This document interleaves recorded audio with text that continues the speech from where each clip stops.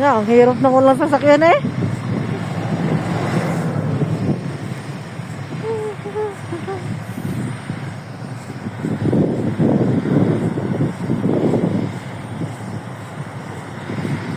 mo kumahintay niya.